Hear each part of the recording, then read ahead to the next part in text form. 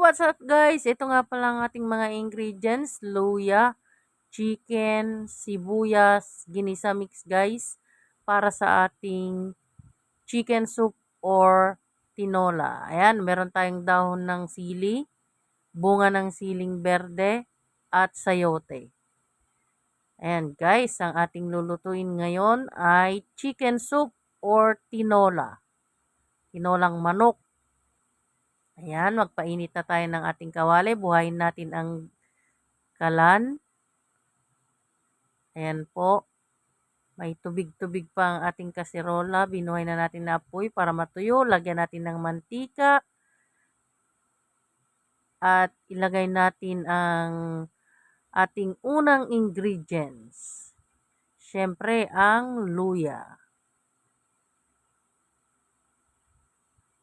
Ayan, igisa-gisa lang natin yan hanggang sa lumabas ang aroma ng luya guys.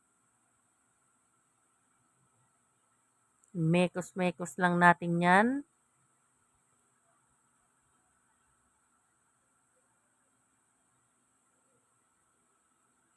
Pagkatapos ng mekos-mekos at maging brown ang ating luya, nangangamoy na. Ayan, ang gustong-gusto ko sa tinola guys. Maamoy mo yung ginigisang luya. Ang luya ay pantanggal ng lansa. Ayan, sumunod natin ng ating sibuyas. Mas lalong mabango na guys. Ayan, halo-haloin lang natin hanggang sa lumabas ang lasa ng sibuyas. Sige lang, halo lang ng halo guys. So, ayan. Naluto na ang ating sibuyas. Nilagay na ang manok. Ang lulutuin pala nating part ng manok ay ang wings guys. Ayan, mas masarap kasi sa tinola ang wings. Ayan, mekos-mekos na naman. Walang katapusang mekos. Mekos ng mekos. Sangkutsa natin para matanggal ang lasa ng manok. Ayan, ilagay na rin natin yung ating sayote. Para sabay nang lumambot sa manok ang ating sayote. Ayan. Yan naman muli, imekos-mekos na naman yan minsan. Yan, ang ganda na ng kulay ng manok. Ang pakpak guys, pakpak ng manok. Medyo brown-brown na. Siguro kailangan takpan muna natin. Ayan, binuksan ulit. Paglagay na tayo ng Lawrence patis. Baka naman, hindi po sponsor yan.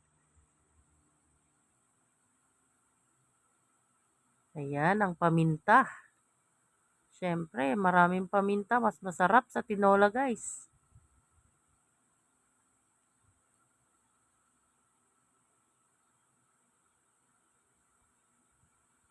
Ayan.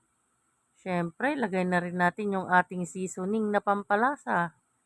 Siyempre, ang ginisa mix. Baka naman ulit. Nilagyan na ng tubig. Pakuluin na natin yan. Siyempre, nilagay na rin ang siling berde. Pampabango sa ating tinola. Ayan, hayaan lang natin yan kumulo guys. Siyempre, ilagay na rin natin ng dahon ng sili para mas masarap.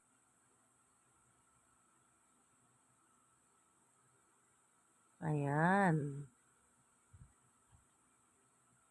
Mas masarap ng gulay sa tinola. Ayan. Medyo ilubog-lubog lang natin yung dahon ng sili para maluto guys. Maya-maya lang at luto na yan. Buksan natin guys. Ayan. Luto na ang ating chicken soup or tinola. Ayan. Pwede na. Kain na guys. So, ito na ang ating finished product ng tinolang manok or chicken soup. Ayan po guys. Siyempre hindi ko na ipapakita, alam niyo na kung anong kasunod niyan. Sana nagustuhan niyo ang aking vlog. Bye guys!